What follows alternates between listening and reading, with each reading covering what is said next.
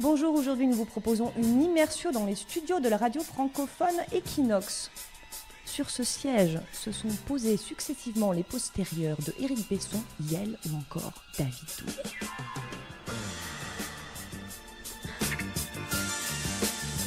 Alors Equinox a été lancé fin mars de l'année dernière, ça fait presque un an, donc par 3 Français.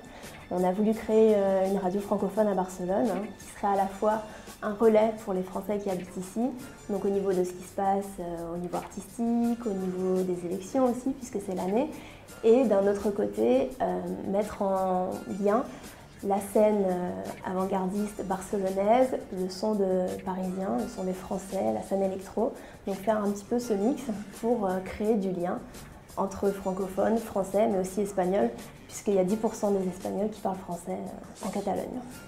C'est vrai que ça marche très bien le samedi soir parce que c'est une radio de la fête, ça marche très bien le week-end. On a des pics qui sont à 6 000 à 7 000 auditeurs simultanés. Est-ce qu'il y a besoin d'un média radio pour les francophones qui habitent à Barcelone? J'ai envie de dire oui, parce que si on regarde les études, les gens ont envie d'écouter la radio dans leur langue maternelle. Et forcément, on a envie d'écouter une radio qui va parler de l'endroit où on habite, de Barcelone et de la Catalogne. Donc si on mélange les deux, la radio barcelonaise en français est quelque chose d'indispensable. Mais aussi, ça peut être notre sélection à nous, notre point de vue français, ou des artistes français dont les médias espagnols ne vont pas forcément parler, qui viennent à Barcelone. Ce genre d'information ou de regard qui peut intéresser les auditeurs, pas seulement français, donc, puisque nous avons également des auditeurs espagnols. Ça a super bien marché au niveau de l'audience et on a développé la société en créant une seconde radio, qui est une radio espagnole, qui est une radio Luxe and Lounge, qui s'appelle Vintage. Absolute Vintage è un programma radio Lux and Lounge che si occupa di cultura, di arte, di moda y claro, con una óptima música. La puedo definir una radio 100% glamour. Pero la parte de la cultura es muy importante también, por esto colabora con museos como el Reina Sofía en Madrid, el MACBA aquí en Barcelona y mucho más. This radio station was named Equinox. French radio station. Le son de Barcelone.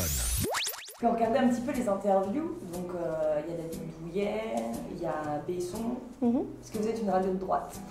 Alors tu as mal regardé, parce qu'on a interviewé, on a fait une très longue interview également du candidat socialiste Arnaud Leroy, et on tient à faire passer absolument tous les candidats. Il y a effectivement eu Douillet parce que c'était le ministre des Français de l'étranger, il n'était pas là en qualité UMP. On a eu Édouard Courtial également, et Besson qui devait se présenter pour la circonscription pour l'UMP et qui finalement s'est retiré puisqu'il a arrêté la politique. La première année, on a été en autofinancement, c'est-à-dire on est une radio libre dans le sens où on n'a pas eu de subvention, ni de l'Europe, ni de la France, ni de l'Espagne, on est rattaché à aucun média, on est vraiment un média libre.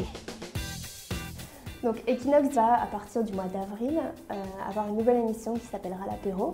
Et donc ce sera une ambiance apéro, comme le nom l'indique, où on va recevoir toutes les personnalités politiques, artistiques, francophones et françaises qui sont à Barcelone ou qui seront de passage à Barcelone.